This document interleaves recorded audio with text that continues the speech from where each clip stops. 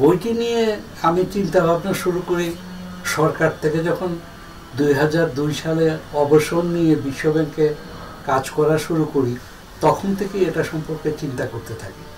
তারপর আমি ব্র্যাক বিশ্ববিদ্যালয়ে গভর্নেন্স স্টাডিজ বিভাগটির প্রবর্তন করি এবং সেখানে এটা যখন পড়াই তখনও এটা নিয়ে চিন্তা ভাবনা করতে থাকি।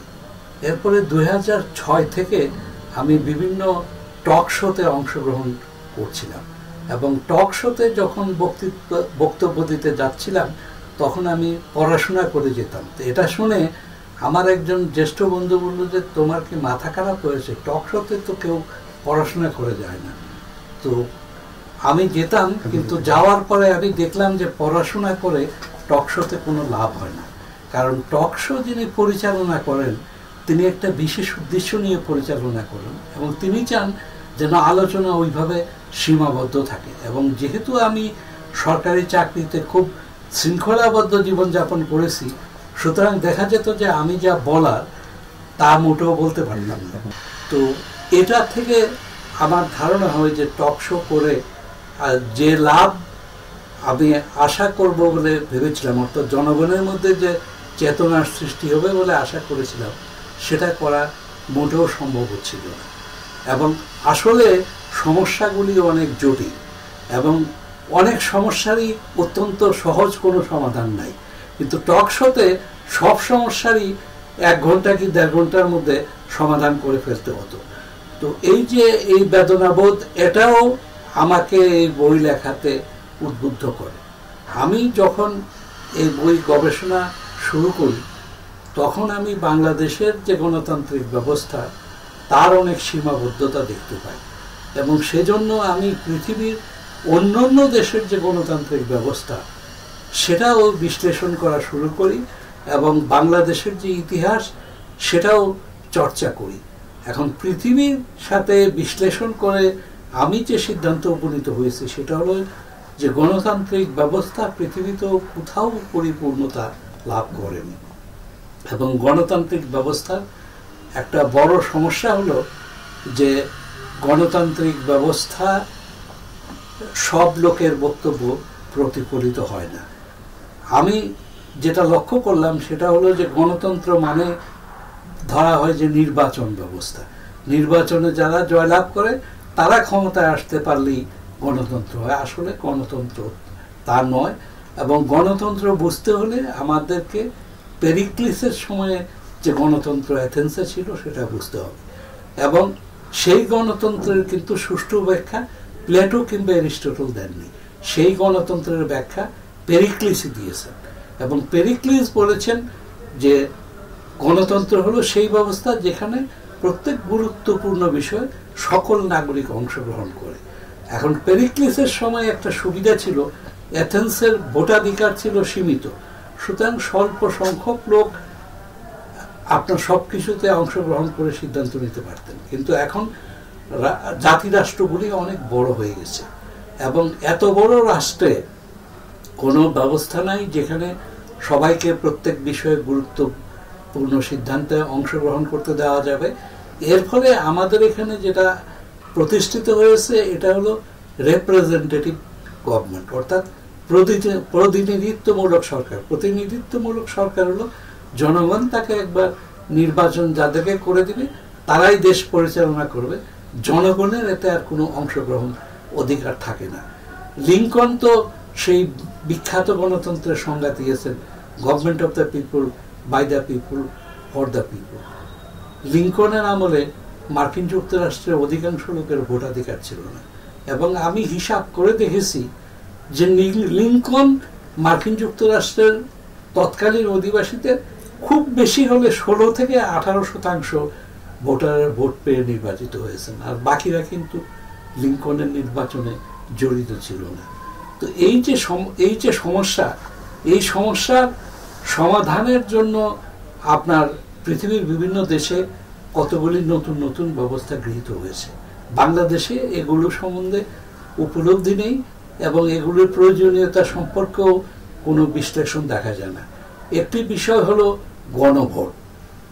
এই গণভোট আগে করা অত্যন্ত শক্ত ছিল, কারণ আপনি একটা দেশের যদি 10 কোটি লোক থাকে, সেই 10 কোটি লোকের কাছে আপনার বক্তব্য নিয়ে যাবেন কিভাবে। এখন টেলিভিশনে আপনি অনায়াসে সরাসরি জনগণের কাছে বক্তব্য নিয়ে যেতে পারেন, এবং জনগণও আপনার ইলেকট্রনিক ভোটিংয়ের মাধ্যমে তাদের বক্তব্য সরাসরি পেশ করতে পারে। তো এর ফলে বর্তমান বিশ্বে আমরা আবার সেই সর্বসাধারণের অংশগ্রহণে যেতে পারি যদি আমরা গণভোট ব্যবস্থার প্রবর্তন করতে পারি। এবং পৃথিবীর অনেক দেশে, যেমন অতি সম্প্রতি ব্রিটেনে ব্রেক্সিট হয়েছে এবং তার মাধ্যমে তারা ইউরোপিয়ান ইউনিয়ন থেকে গণভোটের মাধ্যমে বেরিয়ে আসছে। পৃথিবীর বহু দেশে গণভোট আসে, আমাদের এখানে গণভোট শুধু সামরিক শাসকদেরকে জায়েজ করার জন্য করা হয়েছিল, প্রকৃতপক্ষে গণভোট আমাদের এখানে প্রবর্তন করা হয়নি। তো এই বিষয়টার উপরে আমি আমার যে লেখা সেটাতে খুব জোর দিয়েছি, এবং আরও যে বিষয়ের উপরে জোর দিয়েছি সেটা হলো যে আমাদের দেশগুলোতে যেখানে গণতন্ত্র আছে সেখানে সংখ্যাগরিষ্ঠ ভোটে সরকার নির্বাচিত হয় না, সংখ্যাগরিষ্ঠ ভোটে সরকার নির্বাচিত হয়। ভারতে মোদী সরকার দুর্দণ্ড প্রতাপের সাথে দেশ শাসন করছে, তার মাত্র 30-33% লোকের সমর্থন আছে। আপনার বিলেতেও এরকম 35-36% লোকের সমর্থন আছে। মার্কিন যুক্তরাষ্ট্রে তো অতি সম্প্রতি যে নির্বাচন হয়েছে সেখানে ডোনাল্ড ট্রাম্প হিলারি ক্লিন্টন থেকে 28,60,000-এরও বেশি ভোট কম পেয়েছে, কিন্তু হিলারি নির্বাচিত হয়নি, নির্বাচিত হয়েছে আপনার ডোনাল্ড ট্রাম্প। তো এই যে ব্যবস্থা, এটার একটা সমাধান হতে পারে আনুপাতিক নির্বাচন পদ্ধতি, এবং বাংলাদেশে আনুপাতিক নির্বাচন পদ্ধতি এটা ছাড়াও আরো দুটি কারণে দরকার। একটি হলো বাংলাদেশে বর্তমানে সংঘর্ষের রাজনীতি চলছে। এই সংঘর্ষের রাজনীতিতে যদি দুই দলের মধ্যে সম্পর্ক উন্নত না করা যায় তাহলে কিছু করা সম্ভব হবে না। সেটা করা সম্ভব যদি আমরা আনুপাতিক হারে নির্বাচন ব্যবস্থা প্রবর্তন করতে পারি। তাহলে পরে দেখা যাবে যে কোনো দলই একটা যথেষ্ট সংখ্যাধিক্য ভোট পাবেন না এবং তাদেরকে কোয়ালিশন সরকার করতে হবে। আর 2 নম্বর যেটা, সেটা হলো যে আমাদের এখানে জাল ভোট যেভাবেই নির্বাচন করেন হবে, কিন্তু জাল ভোটের গুরুত্ব আনুপাতিক যে নির্বাচন সেখানে কম, যেখানে শুধু প্রত্যেকটা কনস্টিটিউয়েন্সিতে মেজরিটির ভিত্তিতে নির্বাচিত হয়। একটা কনস্টিটিউয়েন্সিতে 5,000-10,000 ভোট জাল করে একজন প্রার্থী পাশ করে যেতে পারে, কিন্তু যেখানে আনুপাতিক হারে নির্বাচন হয় সেখানে 1,3,000 ভোট জাল না করলে পরে একজন প্রার্থী পাশ করানো সম্ভব না। এবং যদি আপনার যথেষ্ট সংখ্যক পর্যবেক্ষক থাকে এবং একটা মোটামুটি নির্বাচন কমিশন থাকে, তাহলে আনুপাতিক হারে নির্বাচন, সেখানে আপনার জালিয়াতের পরিমাণ অনেক কমে যাবে। পৃথিবীতে মনে রাখতে হবে যে কোথায় এমন নির্বাচন করা সম্ভব না যেটা 100% পরিপূর্ণ, তবে নির্বাচন ব্যবস্থা পরিপূর্ণতার দিকে এগিয়ে যাবে।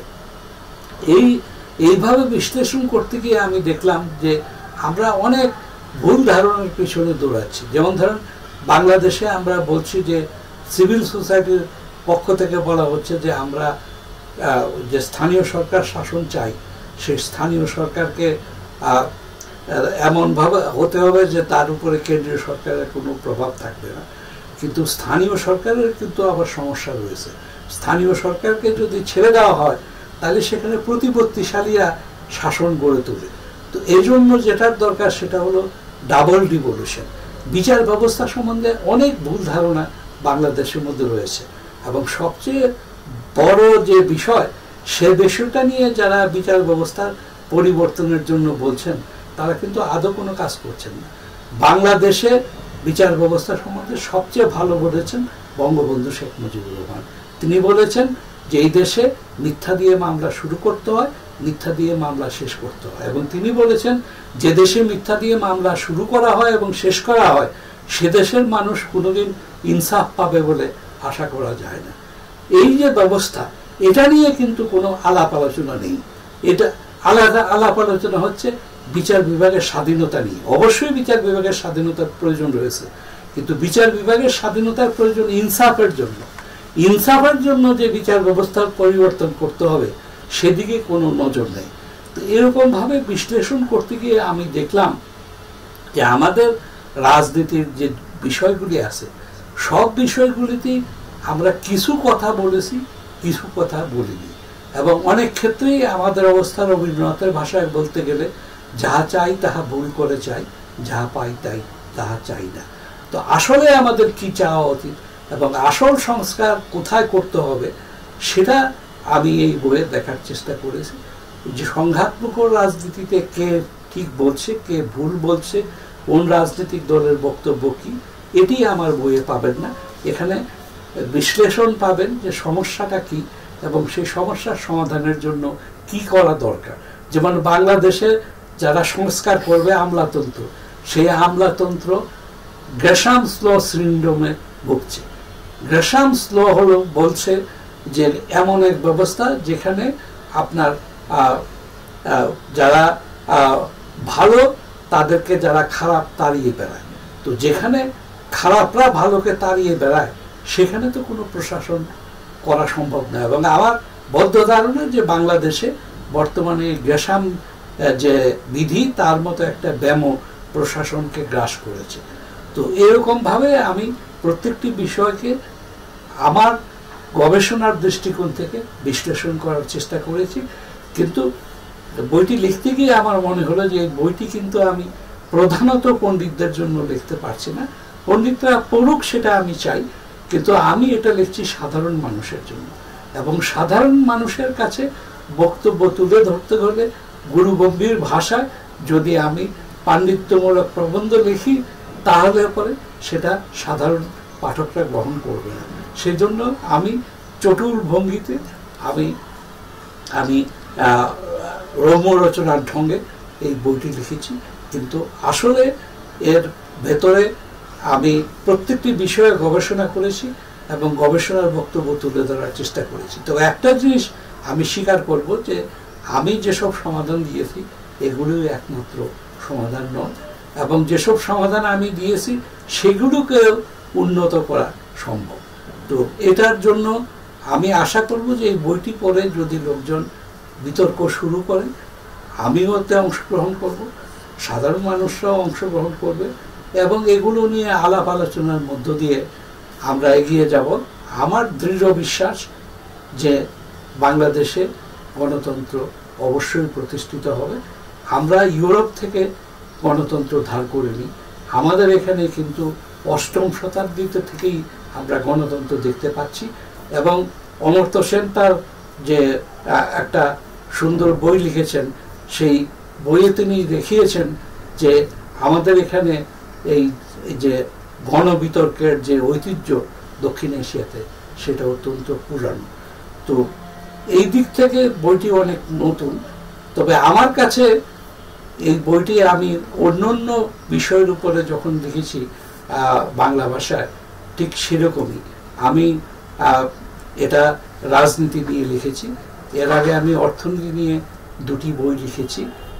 একটি বই হলো পরার্থপরতার অর্থনীতি, একটি আজব এবং জবর আজব অর্থনীতি। ওই 2টি বইও আমি সাধারণ মানুষের দৃষ্টিকোণ থেকে লেখার চেষ্টা করেছি। আমি পরার্থপরতার অর্থনীতি লেখার কারণ হলো যে আমি যখন বিদেশ থেকে পিএইচডি করে এখানে চাকরি করতে এলাম তখন একজন অতি উচ্চ পদস্থ সরকারি নেতাকে একবার বলেছিলাম যে এটার অপরচুনিটি কস্ট দেখতে হবে। তিনি আমার উপরে খেপে গেলেন, খেপে বললেন এইসব অপরচুনিটিতে আমি বিশ্বাস করি না। অর্থাৎ অপরচুনিটি কস্ট ধারণাটা তার জানা ছিল না। কাজেই যাদের এই ধারণা জানা থাকে না তাদেরকে সহজভাবে এই ধারণাগুলি তুলে ধরার প্রয়োজন রয়েছে, এবং সেজন্যই আমি অতি সহজ ভাষায় অর্থনীতি সম্পর্কে লেখার চেষ্টা করেছি। এখানে আমি রাজনীতি সম্বন্ধে লেখার চেষ্টা করেছি, এবং এই প্রথমা আমার আরেকটি বই প্রকাশ করেছে সেটা বনলতা সেন সম্পর্কে, এবং সেই বইটিতেও আমি দুরূহ বিষয়গুলিকে সহজ করে লেখার চেষ্টা করেছি। ওই বইটি সম্বন্ধে আমার আরও বক্তব্য আছে, আমি পরবর্তী সংস্করণে সে বক্তব্যগুলি যোগ করব। আপনাদের সবাইকে ধন্যবাদ।